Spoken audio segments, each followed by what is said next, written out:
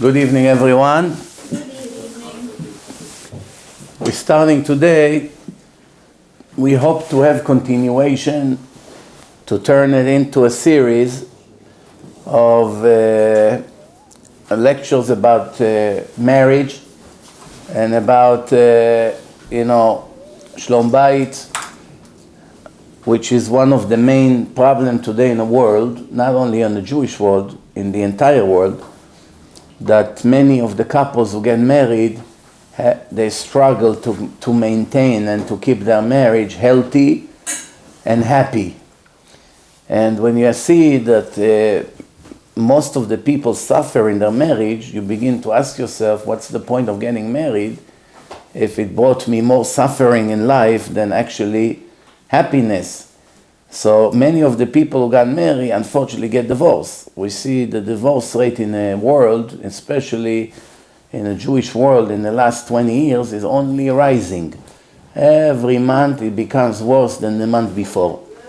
And when things like this happen, you begin to ask yourself, where is the limit? If it keeps going worse and worse and worse, at one point you will reach a very high level of divorce rate, which would make it not possible to even get married. So the question is, just like in everything in life, when a person does something, you have to do it right. You want to open a business, you have to do it right. You want to promote a lecture, you have to do it right. You want to help someone, you have to do it right.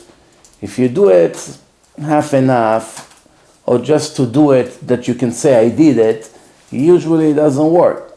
Sometimes it gets even worse. So a person has to understand, how does I keep my marriage working according to the laws of Hashem, the laws of the Torah? Because if you're clever, then you understand that's the only way that the marriage will be successful. If a person thinks there's a way to get married as two secular people, no Torah, no God, no religion in their house, everything, whatever happened, and they think that it's possible to make the marriage happy, they're nothing but dreaming. You will not find in the whole world, doesn't matter Jewish or not Jewish, you will never find people that have no God in their life that their marriage is happy. You will never find it. It can only be an illusion that they think it's okay. But once you begin to ask questions and to check about the marriage, you begin to see things that you cannot believe. I can tell you some of the things that I find. Did you know that there are thousands of couples that they are married, but they have separate bank accounts?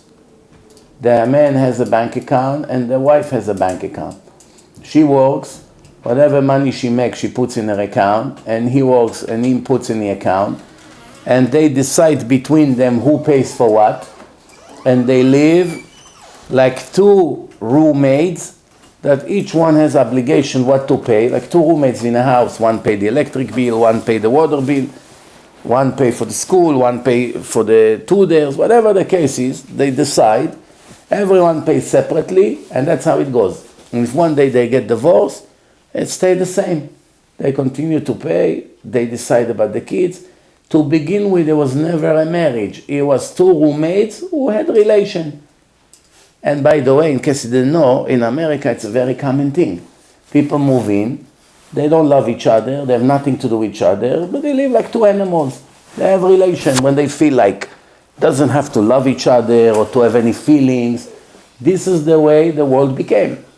People behave like animals, they live like animals, and they act like animals, and they have instinct of animals, and therefore they become 100% like animals.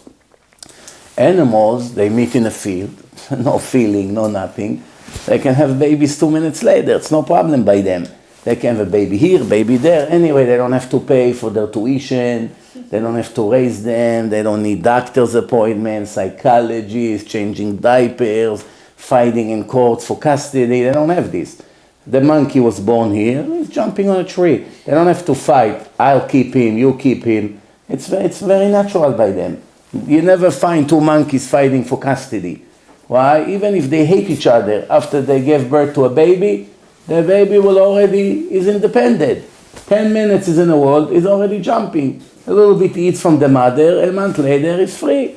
They don't have what people have. People bring kids to the world and then they start a world war to gain custody on the kids. It becomes bitter, families starting to fight, people around. It becomes a massive war.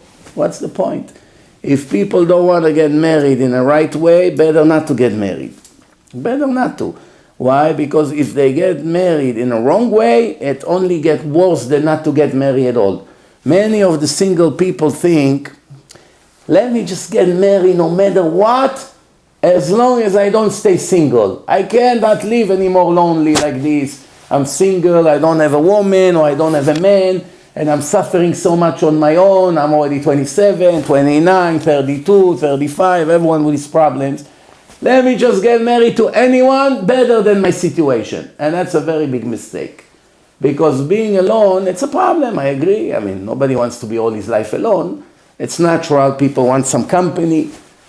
But to be married to someone that eventually will become your biggest enemy, and you're locked in the same room with him, especially if the apartments are small and there's no way to run, it's like they're putting you in a jail, in a cell with your biggest enemy. You have to understand, if people do not know how to behave, in the first 6 months the marriage looks great. Then after a year or two, it becomes worse and worse until it turns into a very, very serious war. Now, if your biggest enemy, someone who used to be your partner, you found out he stole all your money, he was cheating you, he put you into debt, you got arrested because of him, he did horrible things to you, and now they take you and him and they put you in a jail in the same room for 20 years. Imagine the nightmare. Not only I suffered so much before, now I'm stuck with this criminal in the same room. This is how a bad marriage is. You have no idea what I see. So besides bank accounts that are separate, you have people that very shortly after the marriage, he lives in one room, she lives in another room. Or in 2 different houses. If they're rich, they may have more than one house. Right shortly after the marriage, he comes once in a while to the house. He has his own apartment or house. So obviously there's no relationship. No relationship whatsoever.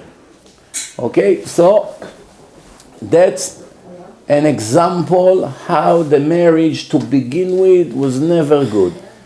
The question is, how does a person get into the marriage in the right track? So I'm going to tell you a few rules that you should know. For some of you, it may be too late. By now you're married, you say, I should have known it 6 months before I got married. But better late than never. And sometimes even when you made mistake, there's ways to fix it. Not always, but there are sometimes ways to fix it. I'll give you a few examples. People that are not religious and they date and eventually they get married, their chance to be happily married is very, very, very small, close to zero. Very, very small.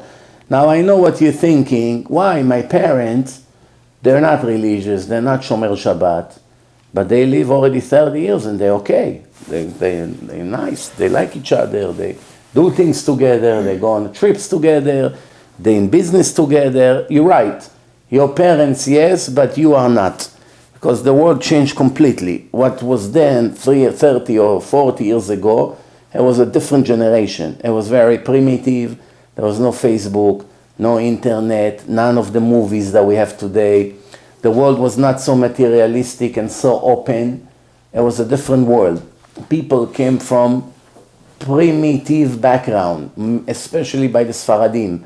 If they came from Iran or from Bukhara or from Iraq or from Morocco, it was very, very old-fashioned countries. People came, everything was influenced by the Arabic or Muslim mentality. Women did not have expectation from life. They used to receive orders and obey. They didn't want to be, there was no feminism, career women, women that are doctors and pharmacists and lawyers.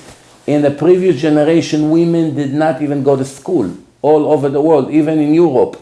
Women only started to go to school in the last generation or two. The Gemara says that if you marry a woman, you have to check her brothers. If her brothers are good in Torah and they're smart and they learn, that's a good girl. If not, don't marry her. What's the connection? Maybe she's a good, righteous, modest girl and her brothers are bums on the street. Because of the brothers she has to suffer. She's not like them. She's a woman and she's classy and she's very good and modest and smart. She's going to be a wonderful wife. Just because she has bad brothers they left religion or one of them is a drug addict, she has to suffer because she has such monster brothers. She cannot stand them herself. She doesn't want anything to do with them. So why she has to suffer because she has bad brothers? The answer today doesn't apply.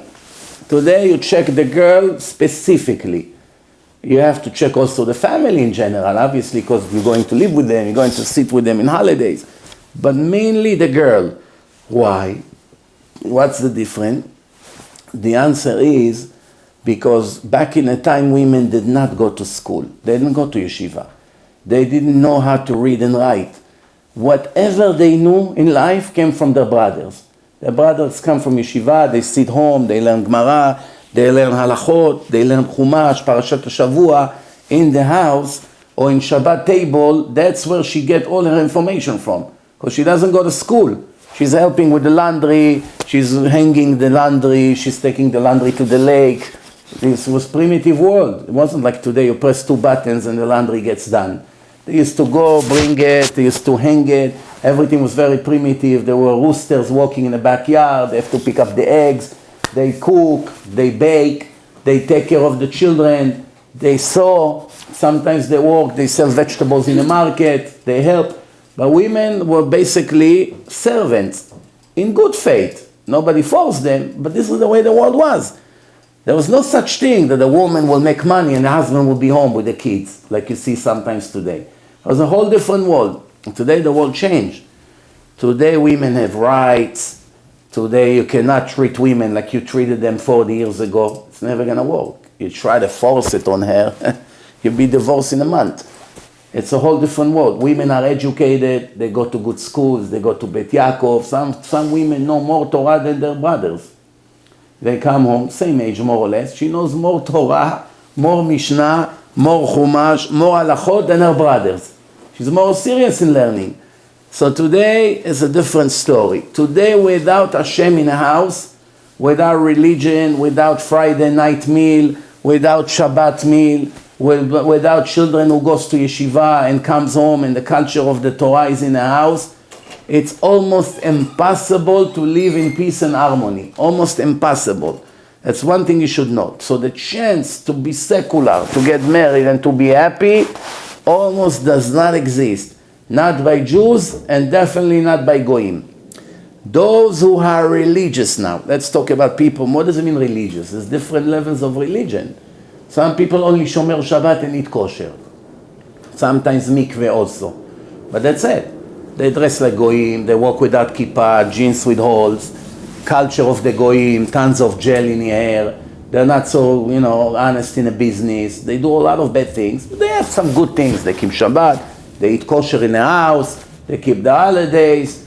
The wife goes to the mikveh, they don't know all the laws, so they don't keep 100%. But it's already much better than nothing. So the more religious the people, the easier their marriage goes. If they're very religious, usually if they work on their midot, on their personality, you can live in their house 1 year and you don't see them fight even once. The whole year. Everything works out. Everyone knows his place, everyone knows his mission in life. A woman knows her obligation, the man knows his obligation. If they had a little argument, right away they work on themselves, they apologize, they help each other. Everyone came to the marriage with no expectation. I came to give, not to take. Today one of the main problems is that people came to the marriage, what is she going to do for me?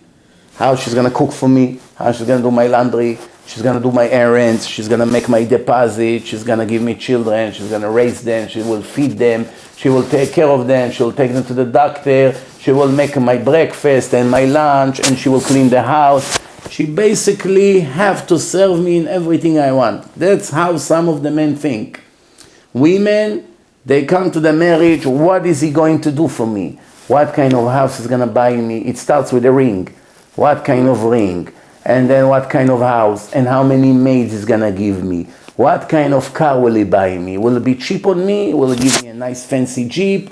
Will I have this? Where are we going to go in Pesach? We're going to go to Cancun or Puerto Rico or Miami or Manhattan. This is how she comes with a lot of expectation. Especially if she marry a rich guy, now her mind is going, flying all over. She's imagining herself in 10 years in a nice mansion by the lake and life, she's developing a lot of expectation. As soon as things do not work according to her plan, she begins to be frustrated. Why? But why he doesn't do it for me? He has businesses and that's it. So now, let's organize the thing a little bit. Before a person gets married, he has to prepare for the marriage for a few months. He has to learn. If it's a man, he has to learn about a woman. What does it mean, a woman? Her feeling, her hormones, depression when she's pregnant, depression after she gives birth, how much attention she needs, certain mistake never to make with her. There's certain things you don't ever say to a woman. Many men make this mistake. They say it a few times and they destroy their marriage. There's certain things you have to know because most of the men do not understand women's psychology. For instance, if a woman will tell her husband, Moshe, you gain some weight, maybe you should go on a diet. He will pinch him a little bit in the heart. Wow, she thinks I'm not as handsome as I used to be. 5 minutes later, he doesn't even remember it. Nothing happened. But let's describe that he will tell his wife, honey, you gain some weight, maybe you should go on a diet. 20 years she will not forget it. 20 years, even she became the skinniest person on earth, she still have it in her mind and she will remind him about this 20 years later.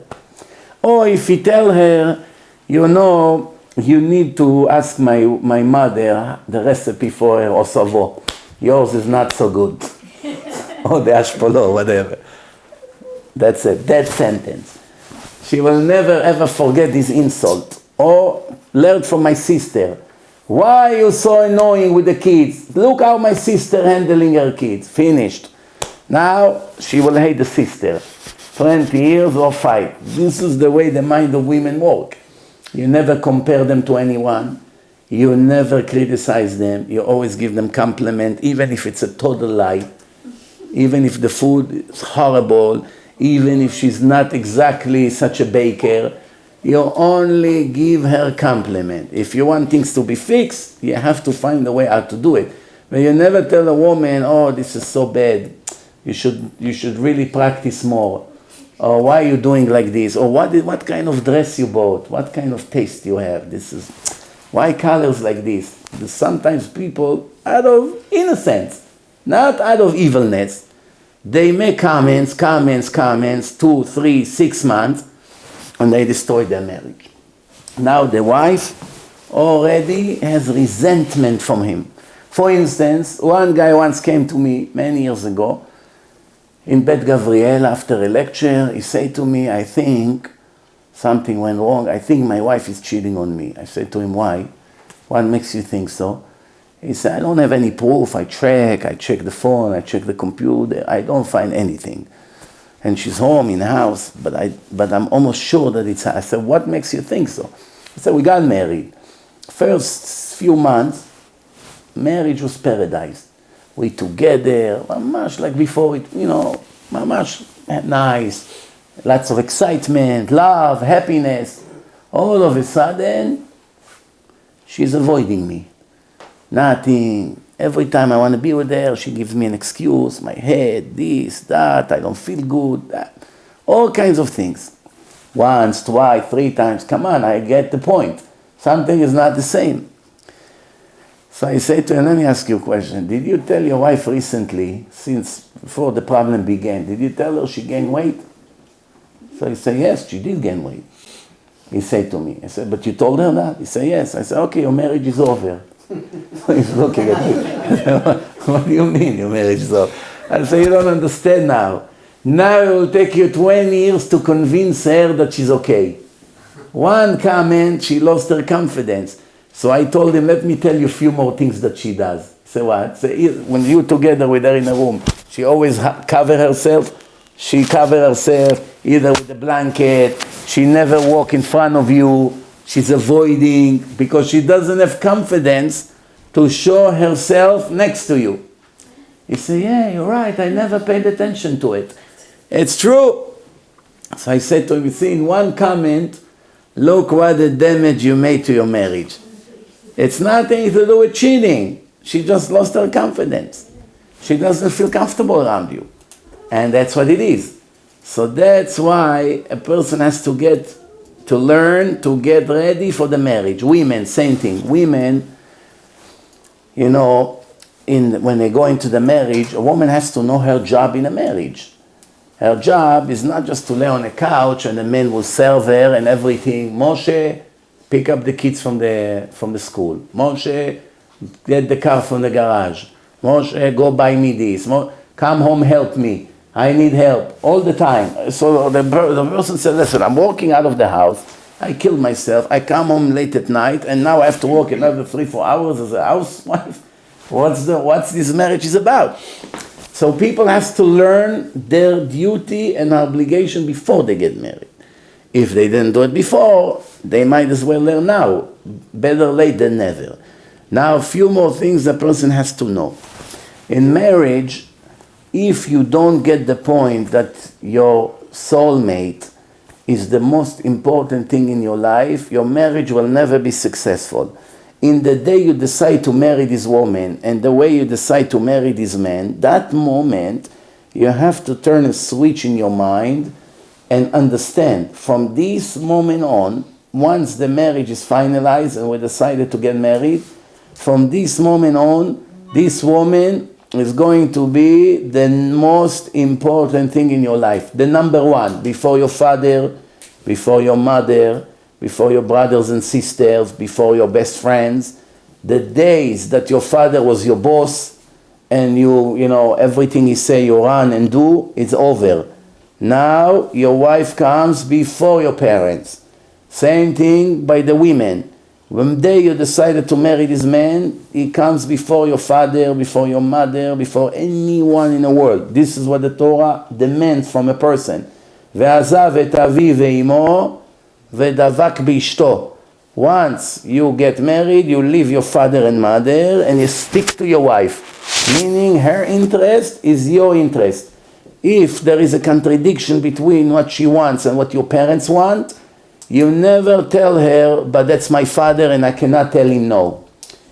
Before the marriage, that's what you had to say. My father said this, end of story. It's my father. Once you got married, your wife comes before your father. So if your wife says, I want to stay home for Pesach. I don't want to go anywhere. Not to my parents, not to your parents. I want to be home, I want to be alone, I don't want a lot of headache, noise. I want to be with the 2-3 children that we have. Maybe we'll invite another couple or two for a meal or two. I don't want headache. I don't want 60 people by your parents and I don't want to be by my parents. I want to be home. And that's what she wants, that's what he has to do. Or if the husband say the same thing, that's what she has to do. That's another very important thing. Many marriages suffer because the people did not make that switch. They got married, but they still under the influence of his father. His father runs the family, especially if he gives money. Because he bought him the house, or he give the money, or he paid the mortgage. So now parents think that because they give help, they have the right to dictate all the things they want. It's not going to work. So that's why when you get married and your parents say, we're going to help you, we're going to buy, you have to make it clear to them. I'm willing to take help from you. Thank you very much. I appreciate it very much. I love you for that. But in one condition, that you're giving me now a promise that because you're going to help me financially, physically, emotionally, getting me a job, whatever the case is, you will never ever interfere with my decision. You can give me advice, no problem. You will never interfere with my decisions in marriage. You never come between me and my wife. You never tell me what to do, what not to do. I have my rabbi, me and my wife, we chose a rabbi that we both trust. If we have a disagreement, we don't come to you. We don't come to my parents, we don't go to her parents. The parents must stay out of the marriage 100%, not 99%, I will explain. You have to have a mentor, a middleman between you and your wife. When there is a delegation, there's a problem, there's an argument, something went wrong, you have who to go to. Everybody will say what bothers him, and they work it out. Sometimes you need to reach an agreement, sometimes you do something, some changes. And once you have a middleman, it's like a judge, then whatever he say, you have to agree. So you and your wife goes, we have an argument. What school to send the kid? The kid is 3 years old, 4 years old. You want to send him here and she wants there. And you're arguing for a month. No, I don't like it. No, it's better. Yeah, no. You come to the rabbi, I want this, she wants this. Tell us what to do. This is the case. She wants a very expensive school. I cannot afford it. I want this school for this reason. This school is closed. This one is close to the train. All kinds of excuses. The rabbi listens to everything and says, she is right, do what she says. He is right, end of story. I don't want to go here and she wants to go there. Over there it's not modest enough. I don't want to be there. She doesn't want to go to certain... The rabbi listened to you, he listened to her. This is the right thing to do. Both of you are wrong. Sometimes both of them are wrong. This is bad and this is bad. This is what you should do. So like this, first of all, there's no ego. He's not putting me down and she's not putting him down. You don't feel you lost to her. She doesn't feel she lost to you. People have ego.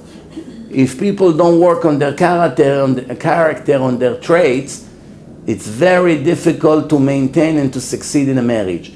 Rule number 1 in marriage, you have to first be a human being. If you are full of ego and anger and selfishness and laziness, and everybody over here is around me to serve me, how is your marriage going to be successful? It will never be successful. If you constantly criticize and you're constantly putting people down, you constantly wants to dictate and to dominate, and nobody will tell you what to do, and every little thing bothers you, and you go crazy, and all day you yell, that's not a marriage, that's a nightmare. So people first have to learn how to work on their midot, their characters. If you don't work on your character and on your midot, that creates tons of problems in a marriage, tons. But let's move to the next step.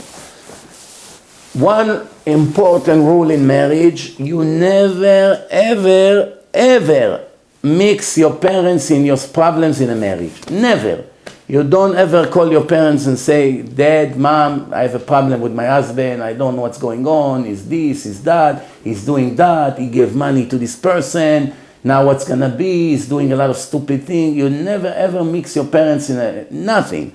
He yelled at you, he cursed you, he insulted you, he doesn't give you attention, you suspect him doing such and such. You don't ever mix your parents into your marriage. What do?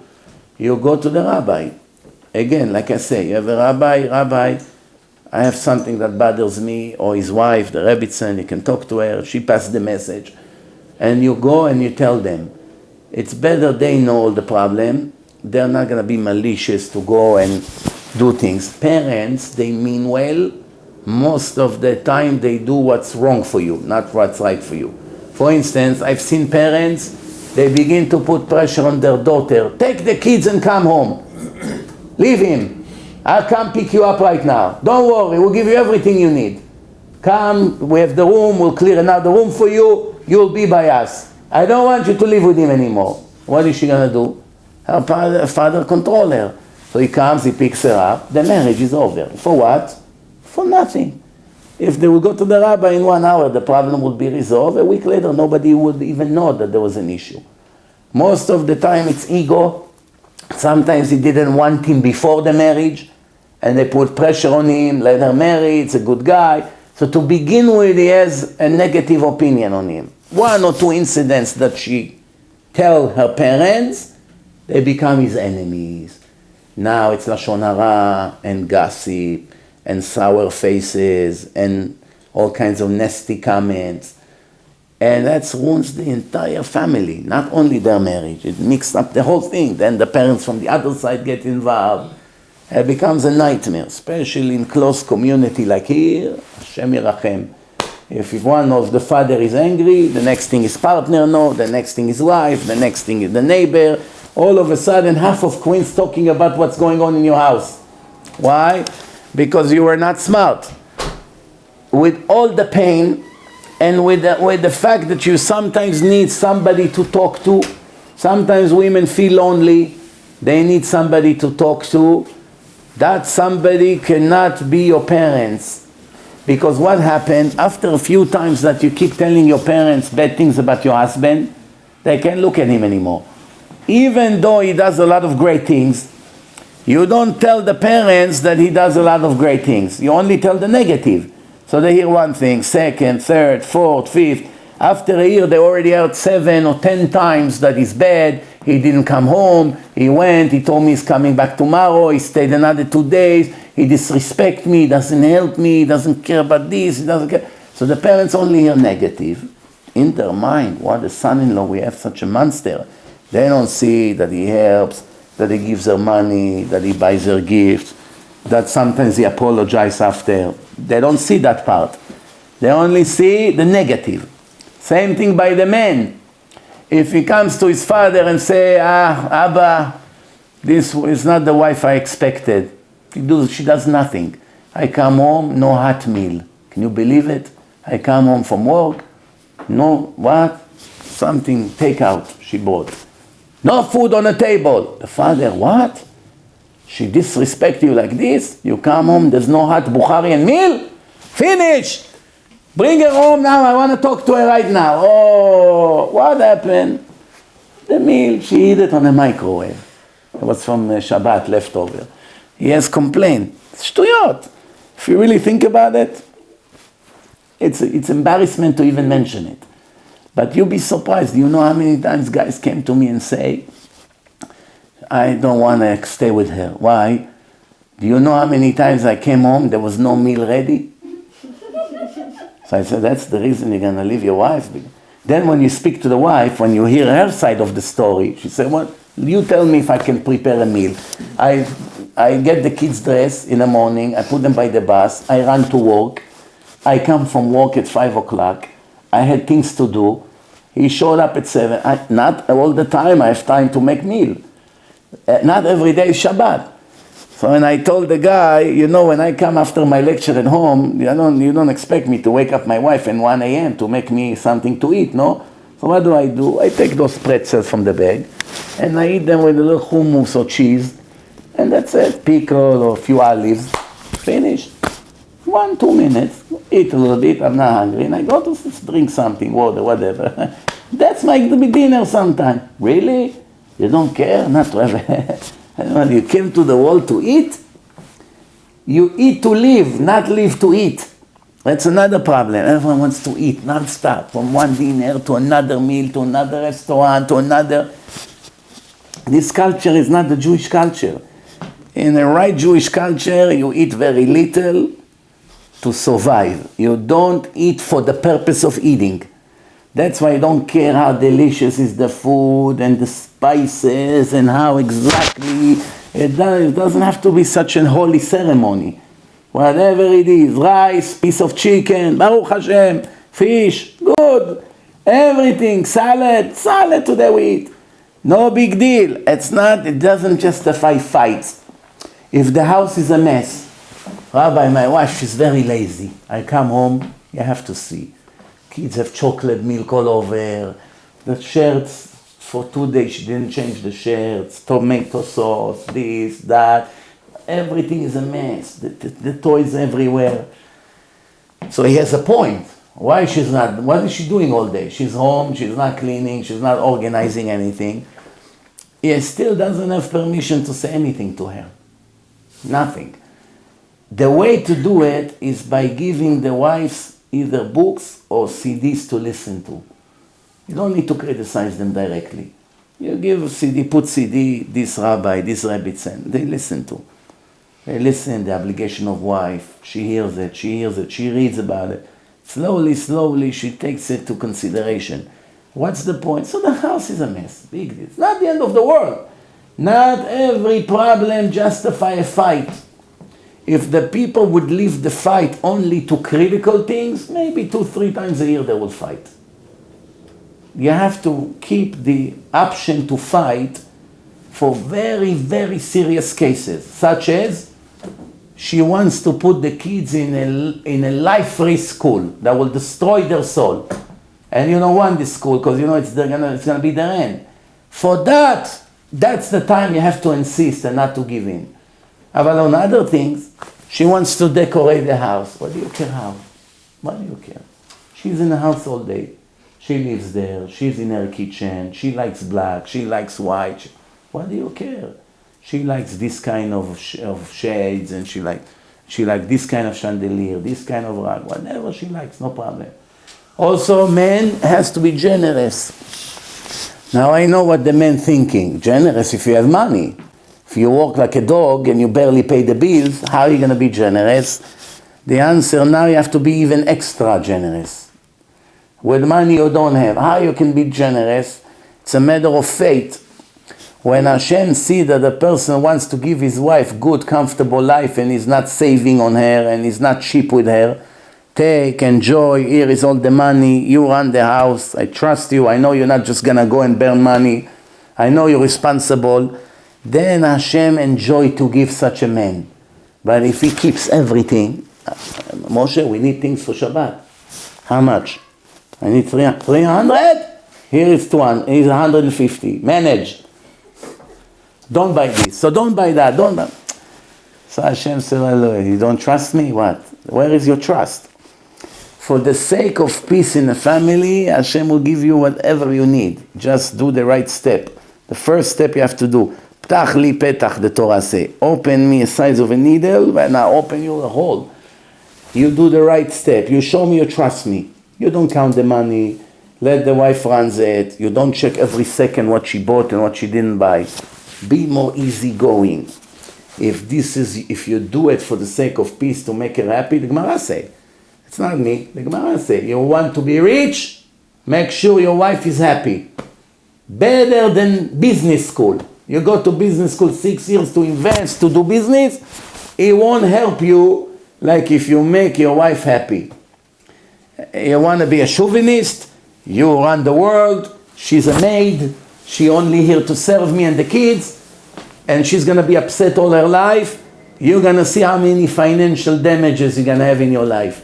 You're going to be easygoing, make her happy, take, don't ask how much it costs. She bought herself nice thing for Chag. Ah, very nice. Don't ask how much it costs. How much? What's the damage? How much did it cost me? What? Return it. What, you crazy? You cannot afford it. That's not their lifestyle. Hashem loves the person to trust him. Of course, I'm not saying if you make $10,000 a month to spend 50, right? Let's not exaggerate. But more or less according to what you did, don't worry. How are we going to save? How are we going to have saving? How one day we're going to buy a bigger house? Leave this to Hashem. He has many, many ways to make you wealthy. If you think by collecting $100, $100, that's what's going to make you rich. How many people save, and in the end, in one bad investment, they lost everything? How many people they spend, and it looks like the more they spend, the more Hashem sends them. In the Torah, Hashem said, don't leave man for tomorrow. Eat today, because tomorrow I'll give you a new one. And many of the people, they didn't trust Hashem. They saved money in a jar. They came the next day, it became all worms. The ones who trusted Hashem, they ate, they enjoyed, they had a plenty. The next day they got a whole big amount as a new one. The ones who didn't trust Hashem, they ate half, the other half they put for tomorrow and went to the garbage. How many Jews save? In the end they invested by Madoff and he took $60 billion. Almost all of it from Jewish people. $60 billion. In case you don't know, United States give Israel $2.5 billion per year and control Israel for $2.5 billion. Madoff took from the Jews $60 billion, 60, 50, 55. That's a huge amount. Billion, not million. Meaning tens of thousands of Jews lost their entire life saving in a moment. Why? Imagine if they enjoy, they give to the wives, they send their kids to better yeshivot, they get them better tudors, they buy better clothes, they would eat better, healthier, they drive a better car, they would buy a better home, they could have made they could have a wonderful life. In the end, they were saving, and Hashem came and took everything in one shot. I'm giving you, you don't use? No problem, you don't need. Let me take it back. That's what happened here. Don't ever be stingy. For those of you who are single, rule number 1, you don't ever marry a stingy man. It's a mental disease, very difficult to change them. You need to work many years of faith. They have to work on emunah and confidence in Hashem. If you see that the man is stingy, it's dangerous to marry him. He will drive you crazy every hour of your marriage. Why you did this? Why you buying this kind of toilet paper? Why do I know? That's what they had in the store. No, but the other one cost 50 cents less. You didn't use the coupon again? You don't care about my money and that, it's going crazy. Why did you put the air conditioner on 69? I know people like this. Unbelievable. You have no idea. How can you live like this? Every second you have to worry. You have to worry. Some men, this is your allowance for a week. Don't talk to me about money.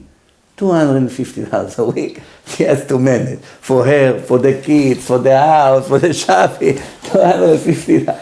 And you make millions. Literally. There are people who are so stingy, they're afraid to go to the bathroom, maybe they have to eat again.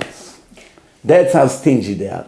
You want to marry someone like this, the marriage is over before it started. You're going to suffer for the next 30 years. Rule number 1, no stingy people. No stingy, no angry, and no proud people. Stay away from those 3. Anger, stinginess, and ego. Everything is ego. Me, the world is for me. I'm the king. I'm the boss. You're not going to tell me what to do. Who is he? Who is she? Who is he? Who is her? Everything him in a house. He drives himself crazy thinking he's the master of the universe. How can you live with a person like this? Every little thing, it's an incident. They make him sit in a wedding on the side. He hates his brother 20 years now. Fights in the family. Why? After what I've done for him, you saw where he put me to sit? Maybe the daughter that organized it made a mistake. Maybe for different reason he thought it's better that you're going to be with some quiet over there. People fight. The things that comes to me every day, hard to believe what people fighting about. Not much, it's hard to believe. You cannot believe what people are fighting for. And this is why I'm saying, you have to know who to get married. Once you get married to a person that has a lot of negative things, the attack will come to you from all directions. By women, what's the most dangerous when you marry a woman? What's the most dangerous by a woman that should make you very scared before you marry her? Who knows? She doesn't Mikveh, it's one very important thing, but by her in general, in her nature, in her traits. Very good. The first thing you check by a woman, if she's naturally a modest woman or she's a show-off woman. She likes all day to dress provocative, tons of makeup, her witch nails goes all the way to Main Street when she walks, with the Puerto Rican stars on it and the American flag on it, and everywhere, tons. She finished the whole duty-free on herself, and she has the Twin Towers heels when she walks like this in the street, and it's all her life is a show. Not to talk about Facebook and friends online. You give your wife a cell phone and she has friends? No, honey, it's friends from work. Who? John, Mustafa, Saeed. Friends from work. Shem Yirachem. This is a kosher Jewish woman, friends from work, exchanging texts with men from whatever. There's no modesty. Plus, provocative clothes. She's going to be the mother of your children. You go with her to a wedding. Look how she dressed. She thinks she comes to the beach. It's a very big embarrassment. Now I know what you're thinking. Rabbi, we're not so religious. It's nothing to do with religious. It's dignity of the human being. Today, it became a religion issue. In the 70s, Do you know that the public schools in America had boys separately and girls separately? And did you see how dress used to wear in the 70s here in America? Public school, not churches. Public school in America 40 years ago, there was a big school, one street entrance for men, one street entrance for women, huge wall between men and women, girls and boys don't see each other. The girls dress skirts like this, up to here, short sleeves, everything, nothing to do with religion. They teach inside that school that you came from the monkey. So nothing to do with religion. And a minute later, you look at the class, who came to teach? Who came to learn that we came from the monkey? All of them dressed like rabbits. It's nothing to do with religion. People think today, if I'm not religious, I'm allowed to dress provocative. It's nothing to do with that. Even before we even get into religion, are you a human being or are you an animal? Animals don't get dressed. They can walk naked, no problem. They can do whatever they want. Animals don't have shame. They want to do something, they'll do it in front of you in a safari. You look at the world, you wonder who is more animal, the animals or the people, by the way the people behave. Now add the religion on top of it, that you know Hashem hates so much lack of modesty. And women that dress provocative, shorts, tight, cut, open, clear, attached.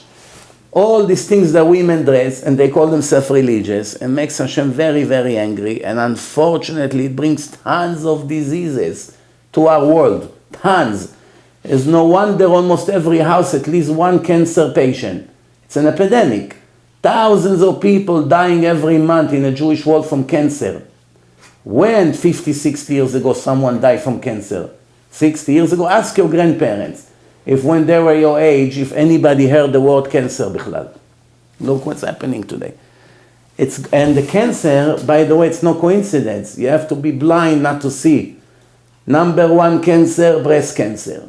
Number 2, in a uterus and the womb. And number 3, in the brain.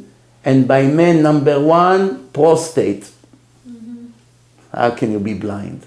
Don't you see that Hashem sent it to the place where people commit sex crimes? You can say coincidence, maybe you're right. I don't think so. I look at things, I see when it's a coincidence, when it's not. If you see that most of the cancer go to places where people may commit sins with those organs, it cannot be coincidence. That's my opinion. You can say, listen, you didn't convince me. I don't think it's the hand of God. I can convince you by reading to you a clear verse from the Torah, that the Torah says clearly, the sicknesses that I gave in Egypt, I will bring on you, and sicknesses that I did not give in Egypt, I will bring on you. And in another place it say, I'm God, your doctor. I will remove from you the sicknesses. So there are 2 ways. One, God forbid, I'm giving you the sicknesses if you don't live according to my rules. And second, if you listen to me, I will remove the sicknesses away from you. You need doctors, but you need me much more. But also it says in the Torah, when did most of the Jews died? What sins? Idol worshipping and sex crimes. All the tragedies in a Jewish nation, the golden calf, 3,000 people died. When they went to the prostitute of Ammon and Moab, 24,000 people died in one day. In the whole wars of Israel since we became a state in 1948 until today, you don't have 24,000 soldiers that died. All the wars and all the operations and all the invasions and the attacks, all the Israeli army altogether, 23,000 and change. We didn't get to 24,000 soldiers yet. In one day that the Jewish people went to hang out with Ammon and Moab, with all the prostitute of the Goyim, 24,000 died in an epidemic.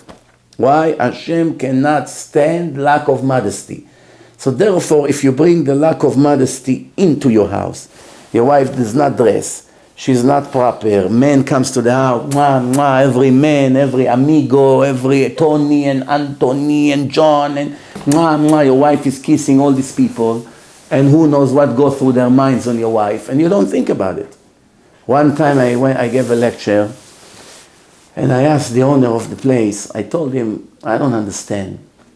When you go to the beach with your wife, and she sits with a bathing suit, and 20, 30,000 people walk on the day and look at your wife naked, it doesn't kill you? You see how they come and they look. How this doesn't kill you? I don't understand.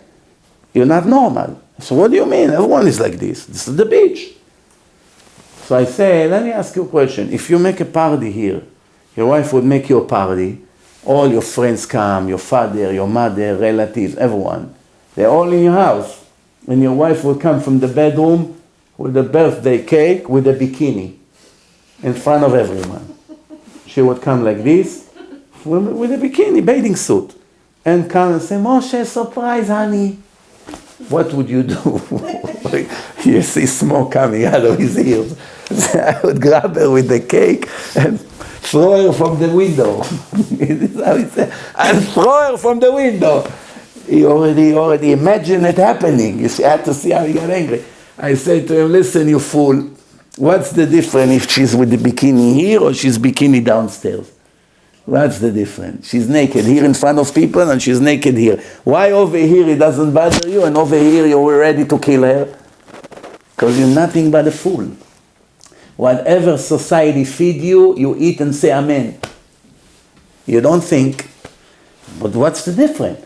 If it's not modest for her to dress like this in front of people, no matter where you are, it's not modest. Doesn't matter where. What? In this room it's legal to be naked, but in the other room it's not legal? Your wife can only dress not modest in front of you in your room. That's no problem. That's allowed. Any other way, it's very foolish. You understand?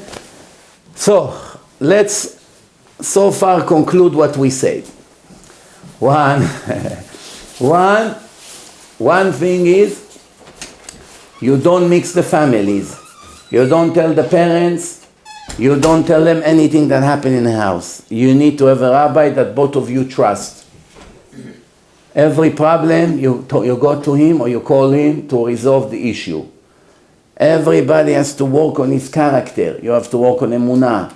You have to be generous. You have to be hardworking. You have to support each other. In one house, religious couple, they have a frame on the wall. The 10 commandments of the family. They write over there, we agree never to go to sleep before we resolve any argument that we have open. We're not allowed to sleep. We're not going to go to sleep fighting with each other with a sour face. You want to go to bed? I want to go to bed. We committed. First we make peace, then we go to bed. We go to sleep, but first we resolve the issue. Why? Sometimes you drag it 3, 4, 5 days a week, and things gets out of control. One more important thing that we have to know, a man must learn Torah every day. He listens to CDs, it's very good, it's inspiring, but he has to make rules to go to the synagogue in the evening or in the morning after he prays Shachrit, to learn at least minimum 1 hour a day.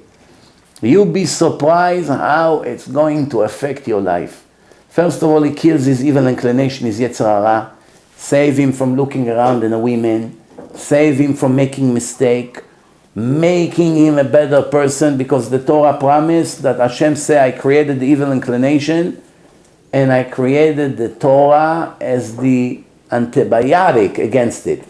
The Torah kills the bad evil inclination, desires, all kinds of things that people have. The Torah kills it from inside. If a man learns Torah every day, he doesn't have desire to go look around. He doesn't have desire to steal. He doesn't have desire to scream and to fight. The Torah kills the Yetzer Hara. That's why every smart woman, she has to do everything she can to make her husband learn Torah, no matter what, to convince him at least 1 hour a day. And on top of it, when he drives the car, there's lots of traffic everywhere, to listen to CDs. You listen to CDs. I bought you CDs. I didn't bring them in. I'm going to bring them before I leave. You take CDs. I'm going to bring them in. You listen to the CDs inside the car. Every CD has 30 hours. You can drive all week. You drive here, you drive there. Instead of listening to the news and to sport and to music, which gives you nothing in life, listen to words of Torah. Every letter of Torah, it's mitzvah like you're putting tefillin. Every letter that you hear a word, 5 letters, it's like you put tefillin 5 times. How a person is excited, I put tefillin. It takes him 3-4 minutes to put tefillin. It's 1 mitzvah. Tefillin shel yad, 1 mitzvah. Tefillin shel rosh, 2nd mitzvah. 2 mitzvot, 3 minutes. When you come to Shiur Torah, 1 hour of Shiur Torah, 60,000 mitzvot. An average. 1 hour, 60,000 mitzvot. You drive in a car 1 hour, 2 hours, 3 hours. You drive far away, you go away for Shabbat. You're stuck in traffic. Instead of listening to nonsense, you listen to Divrei Torah. But don't just listen to Divrei Torah. Listen to Divrei Torah who will wake you up to be more righteous, to be more modest, to be more faithful, to be more honest, to be less angry, to be less lazy. Torah, you'll be surprised. After a month of listening to Torah massively, you won't recognize yourself. We have guys that comes to our yeshiva, sometimes mamash criminals. Criminals. Mamash. Thank you. And then, after a month or 2, you don't recognize them. Totally different people. Totally different people. You say, wow, I remember how this guy came 2 months ago and look at him today. A whole different person. So far, any questions about what I say? Any questions about what I say or what I didn't say? Now it's the time to ask. Yes? So the question is, you said if we have any issues, go to rabbis. Can you name us 3 rabbis at least of where we can go? In my opinion, there's a lot of clowns, not rabbis. In my opinion. Yeah, there's some. They make it worse than what it was before. I guess without going into names who is bad, because I really cannot tell you who is bad, I know that there's some rabbis that knows about Shlom Bayit. To tell you which rabbi knows about Shlom Bayit, I have to explain to you. It's not, if you go, you ask an electrician will always do the same thing. If he needs to connect 2 wires and install something on a wall, they will all do the same job. By rabbis, it's not the same. It's different styles.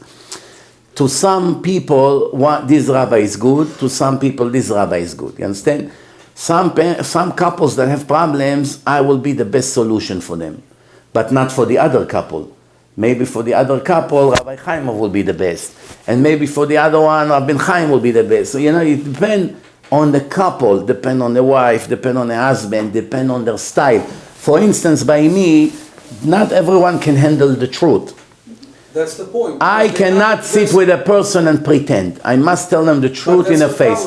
But not everyone accepts the truth. If you're drinking and because of that you have a liver issue, right. Unfortunately, without naming names, if you go to them, they don't say that the drinking causing it. They start going here, they start going there, and on top of all this, they are the ones that are teaching you. And you are smart as long as it doesn't apply to them. As soon as it applies to them, you don't know what you're talking about. It doesn't work like that. Now, let me tell you something. In a way, I understand what you're saying, but let me explain to you something. There is an American sickness. This is an American sickness. It's not only in Americans, it's all over the world. But in America, you find it real heavy and massive. It's called being politically correct. But it creates more politically correct. The word politically correct in America, people when they say it, they mean it positive. But I'm telling you that being politically correct means being a liar. That's really what it is. The word being politically correct, it means being a liar or being a faker. Or, in a best case scenario, hides the truth. That's not as bad. There's one thing to say that's the truth and you say the opposite because you don't want people to get angry. You don't want them to be upset. In marriage, it's the same thing. Sometimes you cannot tell the person the full truth because he cannot handle the truth. But again, if I'm drinking vodka because I have a liver issue, you can't tell me to continue to drink. No. Speaking about drinking, regardless of liver issue, no man is allowed to drink. That's not my point. No. My point is if they know the root cause of the problem at home, Right. they must say, now if you want to follow it or not, it's up to you, but they must tell you the diagnosis. When you talk to them privately, they tell you that, but when you're together right away, they're becoming, as you said, politically correct, and the problem is when people go home, I'm not talking about myself, the kids are crying, who's going to be responsible for that? First of all, I doubt it that the rabbi will know that a person drink to such level that he became sick and they will not tell him to stop. Drinking. I'm telling you drinking as an You're example. just giving an example. That if there is an issue, as you said, with the soul, they must say what's causing it. Now, if Right. you want to heal it or not, it's not, but they're not saying it. I can tell you about. Privately, they say it. Listen, I cannot talk for others because I really don't know what. I cannot comment on something I wasn't a witness to hear. If I would sit by Rabbi X 10 times and see how he talks to couples, then I'll be able to tell you is very good, is average, or is not good. I can tell you about myself. By me, all the people who ever came to me, they can tell you the same thing. I do not hold back. That's my style also in my lectures. I say it as it is. I say what's the punishment of Mechalelei Shabbat, what's going to be their end, what's the punishments of the thieves, what's going to be their end. By me, you don't hear one thing and the truth is the opposite. If you're not reachable. No, but the point, when you have hundreds of emails a day and thousands of phone calls a week, you obviously cannot take care of everyone. But I'm telling you one thing. If a couple comes to me, and it happens very much that the wife called me to complain very much about her husband, and I always have a rule, I don't talk to you and then talk to him and then talk to you. Both of you must come, at least for the first time. You put everything on the table like this, we get the picture. Then later we can talk to him, to her, to calm them down. But in the beginning, at least to get the picture, you must have both of them. Because everyone presented the way they want. So the wife was talking, and on the phone, I say, you bring your husband. When they came to me, I couldn't believe how it's everything the opposite of what she said. He was the angel, and she was the one that caused all the problem. I was listening to one of your shiurs once, and I heard you said that the meaning of yeshiva, it means that it's the future of Jewish people.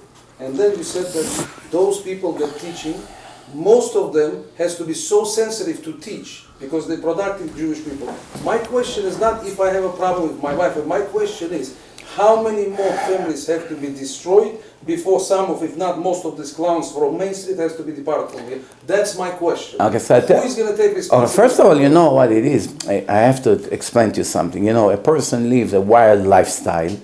He gets all kinds of sicknesses. Then he comes to the doctor, and the doctor is not doing a great job, and the patient dies. So who is the one to blame? Who is the one to blame? The doctor? No. The doctor is a blame. Because maybe if he could have done a better job, maybe some of the sicknesses will go away. The ones to be blamed is the people. Now, the problem, like I said in the beginning of my lecture here today, when couples get married without knowing what marriage is, they're going to make hundreds of mistakes every week. The man, the woman. After years, it becomes a huge mountain of mistakes. Then one day they show up to the doctor, meaning the rabbi, and you expect that the rabbi would solve in 1 or 2 or 3 weeks all their issues? But a lot of them only rabbis based on how they look. You know, you can put on top of donkey also rabbi, if that's what rabbi is all about. Now, first of all, you have to know one thing. Rabbi can be a big Talmid Chacham, but he's not an expert in Shlom Bayit. It's a whole separate thing. You know, you go to the doctor, he's good with checking your heart. But he's not good about mental issues. Mental issue, you also need a doctor, a different kind of doctor. Okay, but he cannot have a job. Shlom Bayit, it's a special profession. That's my point. Not every Talmid Chacham that knows all the Gemara knows how to make peace between people. And unfortunately, you know, Bukharins, if a person walks into the so-called Yeshua, since the day he was born, he never spoke, and the doctor told him he cannot shave, so right away they put him in front, rabbi, because they look at the appearance. And a lot of our people, they know the truth, but they're not. It's not only here, it's all over the world. People judge you by the way you look from the outside. As soon as you have long beard, you have a long peot, and you have a black hat, immediately half of the people look at you as a rabbi. Even in Israel, it's like this. In Israel, you can be a big Talmid Chacham, you don't have a beard, many people don't take you serious. Then you have an ignorant person who just became religious 2 months ago and right away grow a long beard and long peot, right? And they look at him as a minimum Rav Ovadia Yosef. You understand? This is the way that people are all over the world. They judge you by the outside. It's nothing to do with Bukharian, nothing to do with Queens. It's all over the world. Yeah, but that's what they do. The question is why they do it. Because it's stupidity. Why is it stupidity? Because every person coming from a specific environment, and they say you're a product of your environment. I'm sure people that's next to you not going to be acting like that. No, but you have to know one thing. First of all, not everyone is like that. Some people knows that it doesn't go by the way, by the length of your beard. It goes by how much you know and how you behave. Right? That's the most important thing. You know Torah, you know a lot of Torah, you teach Torah, you're honest, you do L'Shem Shamayim. That's a rabbi. If he doesn't do that, the beard won't help, the hat won't help. It's nonsense. It's not going to make a big difference. It's very important to look religious, obviously. You understand? By the way a person looks, you know a little bit about him. But it's not going to make who you are. One thing I can tell you right now is that I know people that look very, very religious, that they're totally rotten, mamash on the border of being murderers. And then you have very modern look people. They're nice, they're humble, they're generous, they give lots of charity, they keep mitzvot, they're hardworking people, they don't hurt any person, they're good husbands, they're good fathers. In the eyes of Hashem, they are much, much better than the one with all the custom. You understand? But let's go back to Shlom Bayit. The Shlom Bayit idea is that the husband and wife has to find someone that they both agree on. Because if the man say to her, I trust only this rabbi, but she doesn't want him, it's not good for her, she doesn't like his style, it's too aggressive for her, then to begin with, she's not happy, because she didn't want him. You have to find someone that both of them wants and agree, and he will tell them what to do. You see, I never had an issue, but my cousin just now got divorced, so I never had any direct communication with you. But I can tell you from the way I look at you, that if somebody comes to you with a Shlom Bayit issue, you will never say, okay, let's do again and get out of here. I can tell more or less that you're not that type of a person. You're really going to say, I have no time, you'll deal with this. You go to those people, now I'm not talking about rabbis, rabbis that in charge of the community, and you said it in one of your shows that those people that have community might not be straight. And I saw this because they depend on this one, on that one. Because they have pressures from different people. And now I go back to another of your shows that you said the problem is not Iran, the problem is what's happening with Jewish nakedness. So the question is, if this is what's the problem, how these people can have the authorization to even deal with issues like that? I gotta tell you, look, you're touching very sensitive and because this is what's you're touching. And you also said the worst enemy of a Jew himself. No, you're touching very painful points. The Jewish nation today has many problems. Many problems. Somebody has to stop it. Okay, the problems are so big that I myself don't think the rabbi can fix the problems. Let's be honest. I wish it was possible. You're not trying. I don't think the rabbis can fix the problems. We have massive problems. One problem is the way people are. Second problem is how to reach the 12 million secular Jews that became 100% like Goyim. They have no connection to Judaism. You can be the best rabbi in the world. If you cannot reach these people, you cannot fix the world. Third problem we have is the children. Every other kid goes into drugs, into internet, into women, girlfriends, all kinds of things. Even though they go to good schools, the yeshiva can teach them very well, but then they go on the streets and they meet things that the yeshiva cannot fix. Speaking of school, on one hand there is a bribe, sushi, pizza, this, that. On the other hand, take your son out of the issue. I can't understand that mentality. You know what it is? Take your son out of yeshiva. That's one of the main problems the Jewish nation has today. Why? Because he is not evaluated, not because you're not paying. No, I gotta tell you something. Sometimes there's no chance, no choice but taking a kid out of yeshiva, because if the kid is not good, if he speaks dirty language, or if he's influenced by television, or if he has a bad father that is violent and he torture him, and then this kid come to yeshiva and start hitting kids, and he cannot learn and he mess up the class, so then obviously the yeshiva thinking, what's better, that all the 30 kids will go after him in 1 year and they all become like him, or we get rid of him and we'll save the other 29? This is one of the hardest decisions. If you have yeshiva, I promise you won't sleep at night.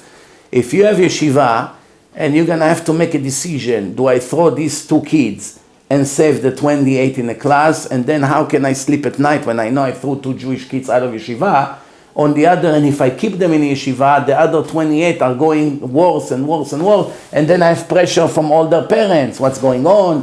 Where does my son learn all these words from? I'm sending him to your yeshiva, I pay you $1,000 a month, and my son comes home and he say all these kind of curses, and then they begin to investigate, and they find out it's your son. So what are you going to do? You don't want your son to go out of yeshiva. One good lawyer, his name is Alan Dershowitz. When I was learning about him, he was told that he was the troublemaker #1 in school. They didn't throw him out of the school. There was a guy that saw his talent, and that's most of the today's non-religious people becoming the greatest. There are stories. They channeled him to the different. The stories like this in yeshivot a lot. That kids were very bad, and the Rebbe took them as a project. They gave their life to them. They mamash adopted them, and they turned into big rabbis. So here's an answer, because it's not kids, it's the yeshiva himself. So those people have to be evaluated. Yeah, but again, the problems are much deeper than what you think. When you teach a class of 30 boys, and you're making $40,000 a year salary, and you cannot pay for your own children food because the salary you make is a joke, because the taxi driver that doesn't know a word in Torah makes more than you, and then you have criticism and this and that, believe me, you go and be a Rebbe for this kind of salary for 6 months, and then you'll understand why there's so many problems. In order for the yeshiva to run perfectly, they have to pay minimum $100,000 a Rebbe. And where are they going to get it from? Well, you're going to have to pay $2,000 tuition every person, because there's the building and the electric and insurance and secretaries and all kinds of other problems. Therefore, like I told you, everything is like building a building, one patch on top of the other. You see, when you go to like some private schools in America, do you know how much they pay here? In some $50,000 a year. $50,000 tuition, not religious. Rich people. Wow. And also the school receiving millions of dollars in donation every year. Look at all these universities, Harvard, Columbia, Yale. Go check their bank account. Hundreds of millions of dollars in cash they have. Because all the rich people donate to them, and plus everyone pay them full tuition over there. And they run the way they run. They don't have to worry about anything. Professor gets a good pay. He makes a lot of money. Financially, they run like a very, very successful business. The yeshivot don't run like that. Almost every yeshiva today in a negative deficit. They owe so much money here. They owe money to Melamdim. 6 months they didn't get paid. Do you know how many teachers 6 months don't get salaries in some places? Because the yeshiva are in such deficit, they don't have where to pay the money for the Melamdim. Let's say a teacher is teaching 6 months in a public school, don't get paid, how exactly it's going to do? Listen, like I said, if we start talking about all the problems we have in the Jewish world today, me and you will be sitting here until next Purim straight, with no break. But that's not the topic here. I made many, many lectures about different topics. The topic right now is about marriage. Marriage, if you don't show in the house happiness and attention and compliments, one of the ways to make your marriage happy is to give your wife 20 compliments per day. What a beautiful challah. Wow, what a great food. Wow, how you did that. Beautiful. Wow, the house is so clean. I'm amazed. How did you do all these things today? Thank you for making the deposit. I heard this. I heard you did that. How did you do with the boy? Wow, amazing. You handle it beautifully. You look so great. What a nice shirt. Stop. Find what to give her compliments about. Even if it has nothing to do with the truth. When it comes to Shlom Bayit, mitzvah to lie. Give her non-stop compliment. But you have to know how to lie. Yeah, you have to know how to lie. Obviously, but even if she knows you lying, she still enjoy it. If you tell her, wow, you made it better than my mother, she knows it's not true. But she enjoyed that you tell her that. Like they say in America, nice try. But it's good feeling. Thank you for trying. You have to be professional, otherwise they won't buy it. I promise you, they don't buy it, but they're happy that you compliment them. Art too. You have to know how to do it. Any more questions? Yes. I just want to know, is the wife supposed to tell her husband to go, not like tell him, like urge him? Not like urge him, you know what I mean? Like force To go to learn? Not force him. To go to learn? Like, It no, should. my husband goes to learn all the time. No. I don't have to force him. He wants to go, I'm just saying. Like, Very good. sometimes, like, Wives have to urge their husband like to wake. wake him up or to wake them up in the morning for shachrit on time every morning, and if they drink coffee in the morning, so it's very nice if she gonna give him the coffee already in the morning, that he will see that he starts the day in a positive way, and then obviously to urge him to learn, because that should be the top priority. The more the husband learns, the better it is for his wife. She's benefit from it, because he's a much better person. A question you mentioned, I'm asking a question for those who are not married, so they can get out of it. The question is like this. You mentioned that a woman or a man has to learn the other person before they get married. Right. We all know that you will never know a person unless you marry him. You will never know his traits. You can know the main things about him. You know how religious people get married? Before they actually set up the date, they already learn about each other, everything. They have a shidduch profile where you learn what kind of a student you were, who are your parents, what are they doing, how many siblings you have, what's your job, what you do right now, how old are you, what's good about you, what's bad about you. There's references. The people check everything. They call the Rebbe, they call the school, they check with the teacher, they check with neighbors, they check with anyone you can imagine. After they finish a complete investigation, the parents decide if this guy is good for my daughter or not, or if this girl is good for my son or not. It's a lot of checking before the date. Now on the actual date, there are things that comes up. But most of the time before they even meet, they already know everything about each other. So when a woman, she's 18 or 19, she goes to date a guy, which is 20, she already know how he's in yeshiva, she know everything she heard about him, she know what his Rebbe told her, or to her father, that he's one of the best, that he's learning good, he's not such a great learner, he doesn't have such great confidence, he has low self-esteem. She already know everything about him. He's clean, he's organized, he's not organized, he's messy, he's lazy, everything she knows about him, because when it comes to shidduchim, you tell the truth. So even if it's his rabbi, he must tell the truth. So when you ask the rabbi, I want to date your student, his name is such and such, what can you tell me about him? He must tell you everything, the truth. So you can say he's a bright boy, he loves learning, he's sharp, but he has very high ego. That's his main problem. He's full of ego. He thinks he's, Rav Eliashi. So you hear it. I don't want a guy with ego. Or maybe you do, as long as he's a very big Talmid Chacham. At least you know what you're getting. Sometimes he can tell you he is not stable. He has two good months, then a drop. Then another 2-3 good months, then a drop. He goes up, he goes down. He goes, that's dangerous. You don't want a person that is not stable. Tomorrow you're going to need him the most, and all of a sudden he's in his own world. So you need stability. Then you know the financial situation. They already talk about money, who's going to help, not help. Everything is already up front. The Shadchanim in a religious world, they have a list of questions that they ask. They call, hi, we heard you have a daughter, she's 18 years old, her name is Adasa. Yes. Okay, we have a guy for her, he's in yeshiva, but the parents want to know if you're going to support.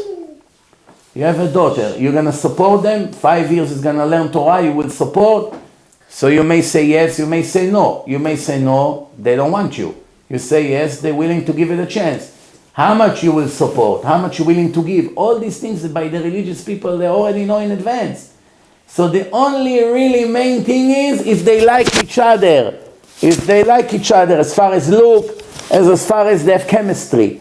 Because if they don't like each other and they have nothing to talk about, what good is that everything else is good? There's no communication. By the not religious people, they have to live and make sins to know each other. And then they almost all of them get divorced. Why? How come so many boyfriends and girlfriends that live together a year or 2 or 7, almost all of them get divorced? And by the religious people, especially the Hasidim that met each other 2-3 times, they get married and they have the smallest divorce rate. How can it be? It's not logical. It should have been the other way around. The answer is that Hashem runs the world and there are rules. And the rule is that a man cannot touch his future wife until he marries her. If he makes sins with her before, it put a serious problem for the future. Later, when they make it official and legal and holy, it's not going to be holy. Why? Because they already live like a husband and wife before the marriage. You did this to me, I'm going to do the same thing to you, measure for measure. That's why Hashem Yerachem, almost every marriage like this fall apart. Why? Because they live together fully, intimately, before they actually got married. So they have no blessing in the relationship. So how do you solve such a problem? Let's say they became more religious now. They were boyfriend and girlfriend for 2 years. Now they came to a seminar, they became very religious. So they don't want to make sins anymore. But the 2 years making sins, Isurei Karet every day. So how are you going to save the problem? You make them separate for a few months. After that, when they're ready to get married, they go on dates again. After they got cleaned the system, they make tshuva, Yom Kippur passed. Now they date again 2, 3, 4 times. Boom. Engagement and marriage. No more sins. The break, and then reunited together after doing full tshuva, it's like reborn. Why? It's two Baalei tshuva that just went again on a date. You know, there's a couple here in Queens. They used to be husband and wife, and the husband became religious, and the wife didn't want, and they got divorced. Because, you know, after a while, there was no value to the marriage. After a few years, he wanted to get remarried. So they told him there is a shidduch, and the girl will wait for you in this place. And he went to the shidduch, and who did he see there? His ex-wife. Without him knowing, she also became religious. And somebody set them up. Without knowing they used to be married. And it comes to it's a true story. It happens right here in Queens in Main Street. And they got remarried. They have kids, and I know one of their kids used to be a rabbi here, teaching one of the shuls here, young rabbi. From the second round. You understand? Because when they got married, he became very religious, and the wife did not want to surrender. After they got divorced, she realized her mistake. She went and became religious, and Hashem sent them back in because they were the right shidduch. Sometimes the husband forced the religion on his wife. Not in a clever way. So she rebels. She rebels on purpose. You have to know how to do it.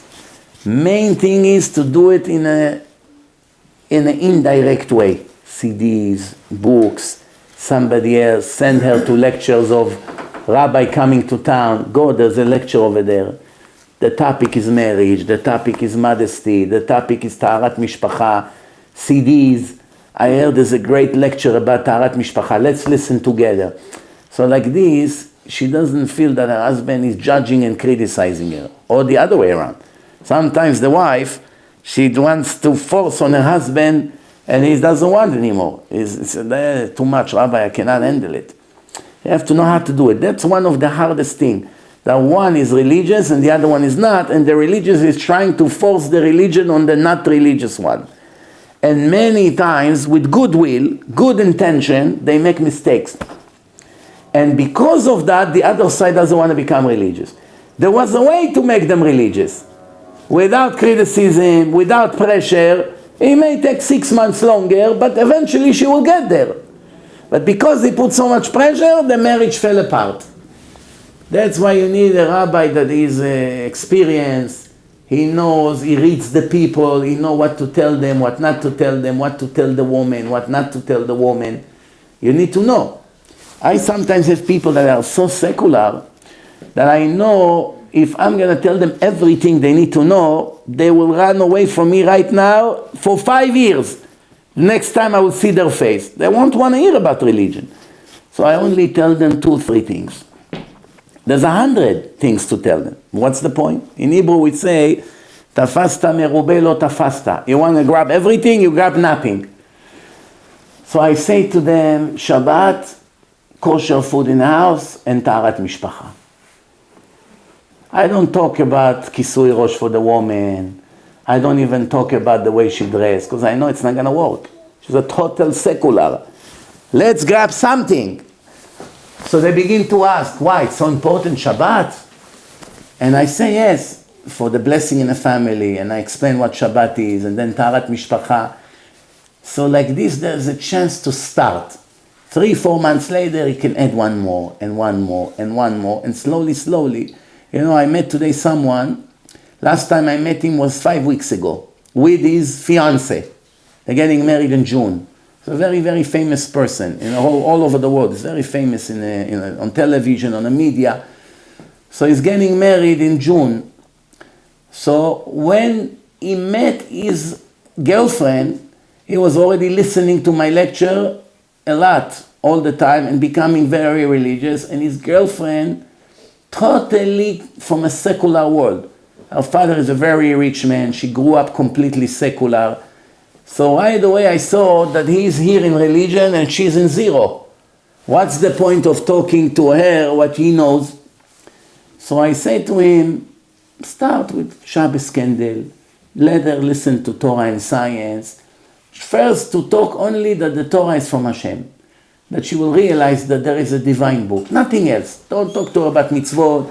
Don't talk to her anything. Why? First let's go on a first step. First step. And what happened? Today, after 5 weeks, I asked him, how's your fiancé doing with all the CDs I gave you? He said to me, I have no idea. She already became much more religious than me. She already told me today it's Sunday.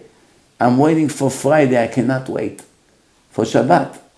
Already, they're not keeping fully yet, still need improvement, but already they're into Shabbat. And she already told him that she would not even have 1 month without mikveh.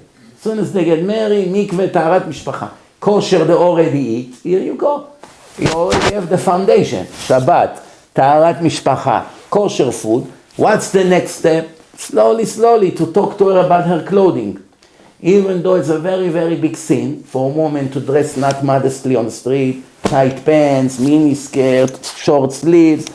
It's a very, very big sin for a woman because she's machtiyat harabim. But we already know how difficult it is for the women to give it up. So if she's not ready, then you can talk to the wall. The next time you'll be able to talk to her will be in 5 years, because she doesn't want to hear. You have to wait when is the right time to push it in. And Shabbat, no. This kosher food, no problem. Talk to her about wearing skirt, covering the hair as a married woman. She's just becoming Shomer Shabbat now. You need patience. This is the jobs of the rabbis. You need to know, you have to smell the people, you have to feel how much they can take. Not everyone is ready. I want to just conclude one thing. Let's do a conclusion of these lectures. In marriage, you came to give, not to take. You must give lots of compliments, even if they're lies. You don't criticize. You don't ever mix your parents. You don't tell them anything what goes wrong in a house. Never.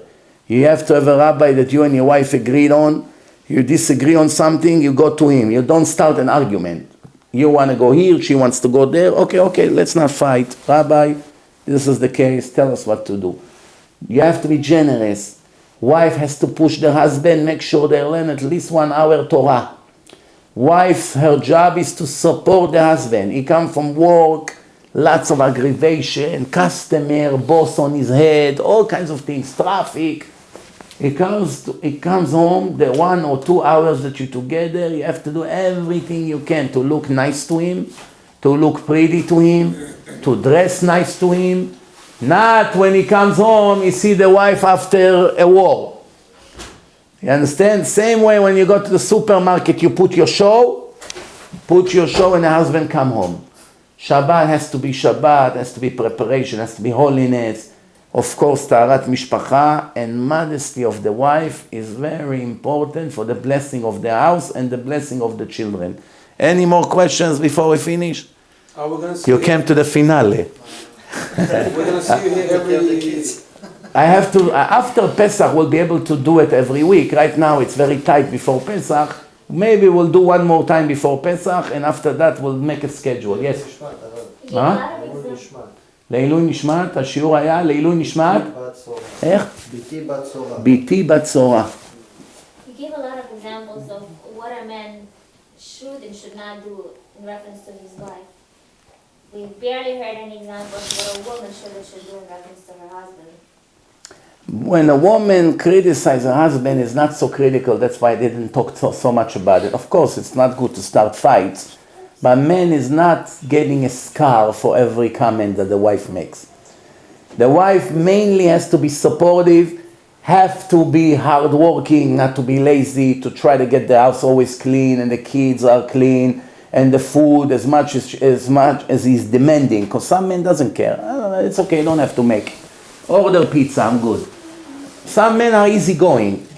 If she has a husband that is so important to him, she has to try to make him happy. And always to be pretty for her husband. That's one of the most important things in this generation. It was important in the time of the Talmud 2,000 years ago. It's written in the Gemara a few times.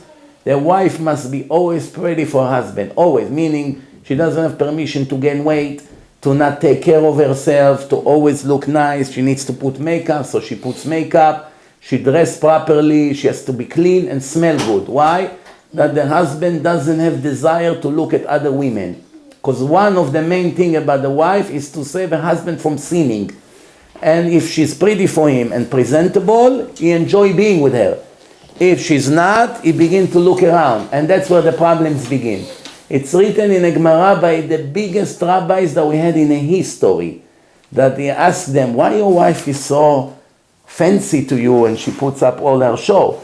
And he answered, because she wants to save me from looking at other women. That was 2,000 years ago, when they were the holiest people in the history. So if back then it was important for the man that his wife looked good, today it's about 1,000,000 times more important.